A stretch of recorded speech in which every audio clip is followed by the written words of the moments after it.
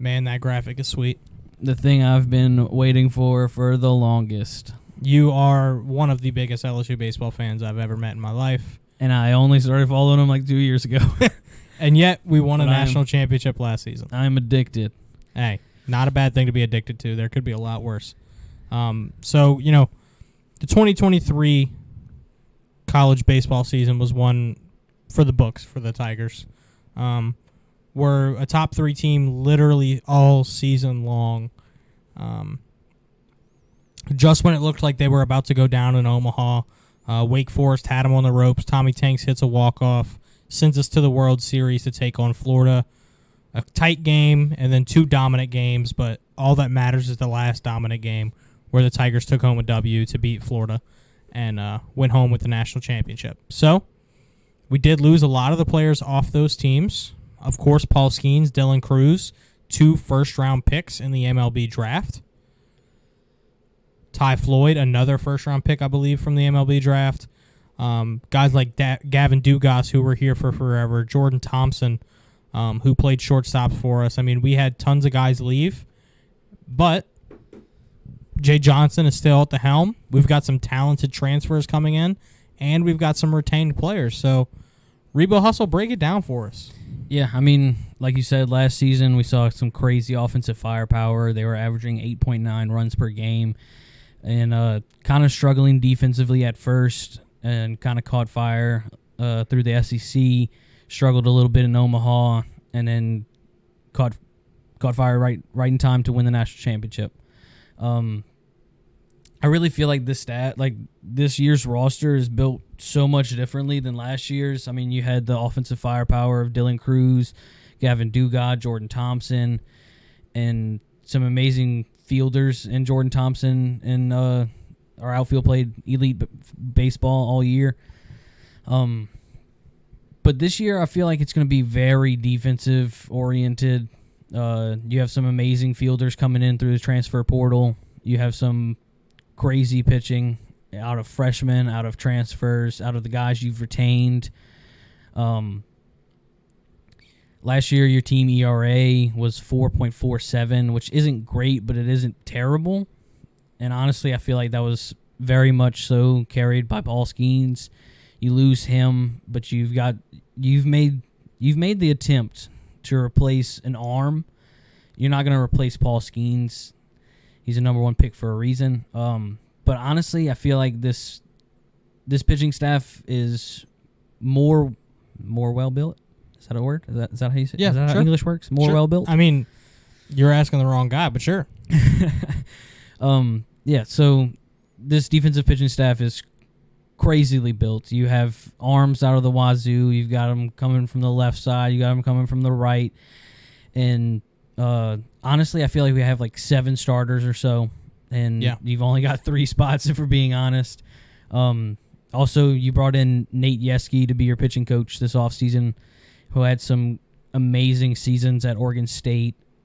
Probably one of the best, most dominant pitching staffs in our lifetime, if we're being honest, at Oregon State. So I'm excited to see what he can do with these arms. And, of course, to tackle what I believe is our Friday night guy, Thatcher Hurd, guy who came up huge in Omaha, came up huge in the SEC tournament, one of your most mature arms. Played great at UCLA as a freshman, transferred here as a sophomore. Just dominant baseball. And then you've got another UCLA transfer coming in from this year's class, Gage Jump. He's a lefty. I don't know much about him, but according to NOLA.com, Jay Johnson said that he is most likely to start at least the first week of the season. And then you've got one of the 2 transfer arms from Alabama, Luke Holman. He's a right-hander, also expected to start from Jay Johnson's mouth. And then 2 guys that Jay Johnson said are midweekers. One of them I feel like is going to end up being a weekend starter, in Nate Ackenhausen. We saw him play amazing baseball in the College World Series. Yep. Yes, in Omaha. And then Griffin Herring, he's been one of your most consistent arms out of the pen. Both of those guys are lefties. And then one of the biggest recruits in the country, the number 1 overall freshman in the country, Cam Johnson. Should have probably declared for the draft. Probably would have been a high draft pick. Decided to come to Baton Rouge. He's from Lake Charles. I believe he went to Barb. He's throwing 96 to 100, which is insanity. He's like 6'5". Nothing but I've heard nothing bad about him. Right. Big body and big arm to match. And then, of course, you've got two guys that are injured now, but I believe they could also be starters in this lineup. You've got Jaden Newt, right-handed pitcher who lit up fall ball last year and unfortunately got hurt before the season started. Everybody was expecting him to start over Chase Shores, who's the other guy that's injured, who we saw start at the beginning of the season last year, also a right-handed pitcher. So, in my opinion, we have at least 7 guys that are starting pitcher quality, and even if they don't start for you, they'll come out of the pen, get you 8 to 10 outs if you even need that. Yeah, I mean, to give you a break because you went on a nice little run there. Like you said, the team is built very differently than it was last year. Last year it was our offense is going to score. Can our pitching hold back the other offense? And this year it might be the other way around. But like you said, starting pitching, I'm not really worried about our starters too much. I mean, I feel like we've got a lot of experience, which is very good for a starting lineup in college baseball to have that experience there because, you have guys who maybe there's a lot of guys who come into college and aren't really worried about college. They're just there because they're trying to up their draft stock, But I feel like we have a lot of guys with experience from the right and the left, like you said. Thatcher Hurd's a righty, Luke Holman's a righty, and then you've got Ackenhausen, Jump, Griffin Herring are all lefties. So we've got guys who have been at LSU, guys who transferred in, true freshmen like Cam Johnson. So my word for LSU this year is versatility. I think that's something that's huge on this team right now is, not only is the starting pitching versatile in the sense of they've started and they have experience, but they've also been bullpen arms, so they know what it takes to get those 3 outs in the middle of a game that you really need to get a spark going. And that'll bring us into our relief pitchers too. I mean, Javen Coleman came about halfway through last year coming off an injury and, started to figure it out during the SEC tournament. Will Helmers is a guy who, I think can contribute heavily in the bullpen. I think he might be reminiscent of a Riley Cooper last year who, if there's a guy who you need to get outs, Will Helmers is going to come in there and do it for you. You got Cade Woods, who's another Bama transfer who can come in there and do that as well. Gavin Guidry's a guy who they've talked about being either that setup man or the closer for us long term. Which, speaking about versatility, he can also play the infield for you. He's pretty good with the bat in his hand as well. There's a couple other guys, Justin Lower, Xavier transfer. You put on your notes here either possible starter or possible closer. Do you want to kind of elaborate on that? Yeah, I mean, his numbers at Xavier were just outstanding. He was one of the first guys to commit out of the portal. I believe we were still playing games in Omaha when it happened. And so a lot of people were like, oh, Paul Skeens went from a small college, had great stats, came to LSU, was amazing. And so that's where the translation might be different, is can Justin Lohr actually compete in the SEC? There was no question about Paul Skeens in the offseason, but Justin Lohr, there's still some question marks. There's not many great teams that Xavier plays in the regular season. But another thing is the 4 guys that were on this roster that are coming back, Coleman, Guidry, Helmers, Little, all 4 of those guys, you can count on them to get 3 outs. And that's 3 of them you definitely can. We're being positive. This is the preview. Hey, I'm being positive about everyone not named Christian Little.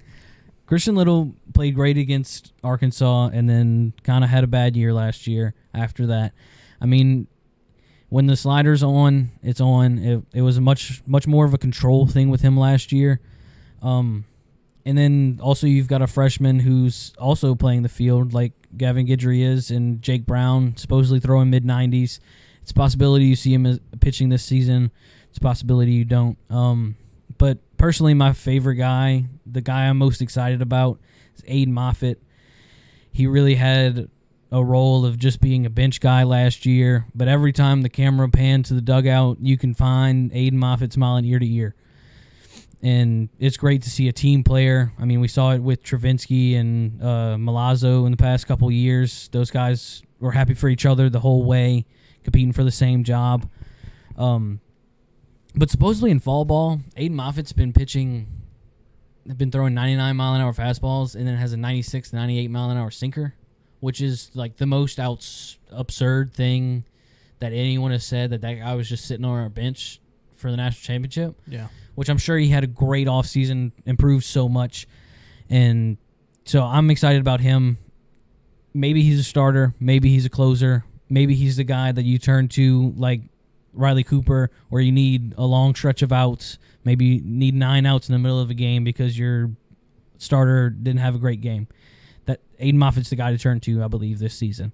He's going to saw off some bats, going to break some bats. Well, he's aluminum bats. Never mind. But in MLB, he's going to break some bats. That's for sure. Yeah, I mean, I'm really excited about our pitching rotation last year. That was a point of contention last season before Omaha ever got started, is can our pitchers last long enough to get us to the championship? And then ended up being a big reason why we did win the championship. I mean, there were games where we couldn't get runs on the board. I mean, we had that 11-inning Wake Forest game where it took us until the 11th inning to get a singular run, and that's what ended up winning us the game, with Tommy Tanks hitting a home run. Speaking about Tommy Tanks, he's the leader of this team. He's coming back. He had that shoulder procedure, so we're unsure of his status to begin the year. We don't know if he's going to be fully healthy, but we know that when push comes to shove, he's going to be our third baseman. Just kind of going around the diamond. Shortstop, Michael Braswell, is a transfer in from South Carolina. We know he's going to be locking down the shortstop position. Kind of the opposite of Jordan Thompson, where it was like he's a bat, but what can he do defensively? Braswell is a lockdown defender. I know you don't hear that much in baseball, but there's nothing's going to get past him, and he's not going to make errors, which is something you need out of a shortstop in college baseball. Second base is a question mark that I want to get to and we can talk about. First base, we're probably looking at Jared Jones with Trey Morgan, who I think is one of the best players in LSU baseball history, finally making his way into the MLB. Jared Jones is going to fill that spot. Obviously at DH, we've got Hayden Travinsky, who kind of had his breakout year last year. He was kind of either a home run strikeout guy for a long time, but he finally, he came around to like the doubles and, the hits in the gap where he had upped his batting average and got on base when he needed to. And then at catcher, we'll have Brady Neal, who's back from injury. Moving on to the outfield, Paxton Kling is going to lock down right field. Center field, we've got a transfer in from Arizona, Mac Bingham, who I think is going to be a huge bat for us. He's similar to Tommy Tanks when, as far as a transfer who comes in who is going to hit the ball over the fence and is going to get some runners across the plate. So very excited what he can bring. And then in left field, you just talked about him. Jake Brown's kind of the guy who they're talking about right now because not only is he looking great on the mound in fall ball, but he's great with the bat in his hand too. So if he can be a freshman who plays left field for us that can also pitch, it's like what we saw last year with Gavin Guidry on steroids. I'm really excited about what we have in the field too. It's not only about our pitching. And then that question mark comes to second base. So I want to get your take on this. From what I've heard, it sounds like Josh Pearson is going to be our second baseman. Jay Johnson said he's been playing there a lot in fall ball because he does have that versatility that we've seen out of other players, kind of like a Dugas who played outfield and then went play second base. Pearson's kind of following that same mold. Left to second both years? What's up? Was that left to second? Left to second both years. Dugas used to be our left fielder, and last year was Josh Pearson, and now they're both moving to second base. So what's your thoughts on second base with Josh Pearson, and then maybe who are some other options that could also fill that gap? Yeah, I mean, I don't think that you can exclude Josh Pearson from the lineup ever, period. Yeah, I mean, he came up huge for us in the last month and a half of the season last season. Yeah, and as a freshman, his bat was clutch against Southern Miss and ultimately got eliminated in that game, but he was one of the driving forces in that.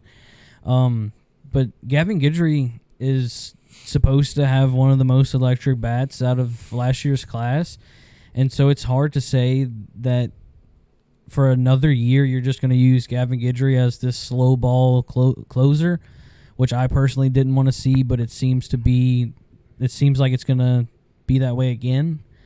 But you also have an opportunity from like Ben DePolt last year, filled in at second when Dugas was hurt.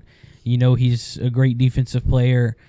Do you really want two outstanding defensive performers down the middle? Yes, but do you want to sacrifice the bats like that? I don't think so. Yeah, I think that was DePolt's biggest question mark last year's. You know, he was playing great defense for us, but he didn't bring the bat and he didn't bring the eye that Dugas had. I mean, we were looking at stats earlier. Dugas hit over 300, and then he got hit by the ball like 33 times. Yeah. In 70 games. So, can Nipple bring the bat to second base? That's the question. Yeah, I mean, and I want to touch back on Tommy White's injury. He had shoulder surgery, I believe, in the offseason. So Jared Jones is most likely going to start at third to begin the season, and then at first for Jared Jones is going to be Hayden Travinski. So maybe that opens up the DH spot where you see like Gavin Guidry or the guy that's not playing second or the guy that's not playing the outfield fill in that role for a little while. And then ultimately, when the season picks up and all your fielders are healthy at least, you have this three-headed monster at catcher. You have the offensive mastermind, in my opinion, and Hayden Travinski, the guy that's going to hit the ball 500 feet. Yeah. And then you have this left-handed bat, great defender, and Brady Neal, a guy that we saw start last year as a freshman over both of the other guys that I'm going to mention. And then, in my opinion, you have the best defensive catcher in college baseball, and his bat is okay, but it's definitely improved. It's definitely improved, but it's not on a level to play great SEC baseball, in my opinion, and Alex Milazzo. But the fact that you have one of the best defensive catchers ever, and he just can't see the field because you have these other two guys in the same position, is kind of mind-boggling. Also in outfield, we saw a lot of Ethan Fry last season play outfield as just what I think he was meant to. I think Jay Johnson just wanted his bat in the lineup. He wanted him to see other arms other than the LSU staff. And do you put him in the outfield? Can he play the outfield in the SEC with such a big frame? I don't know, especially when you have guys like Bingham, Brown, and Kling. But ultimately, this team's super deep, both from pitching and fielding wise. Hard to say that we won't be back in Omaha at least. Yeah. I mean, you don't want to guarantee a national championship because that's never a good look. But looking at the depth and looking at, the transfers we brought in, the experience that's already built into this team, I mean, I really like us. I mean, it's hard to think that after losing probably, 5 or 6 of our 9 batters in the Omaha lineup from last season, but we've got good players still. Just because good players leave doesn't mean you don't have good players to fill in the spots. And I think, we talked about that with not only the transfers we brought in, but some true freshmen who can really step up and some guys who maybe saw the bench last season taking a bigger role within our lineup, like Ethan Fry and guys like that. So I'm really excited for the LSU baseball season. We have about a month until it starts, I believe. So, we're getting right around the corner to seeing some LSU baseball. And that'll be something we talk about tons on the Off the Dome Sports Podcast moving forward.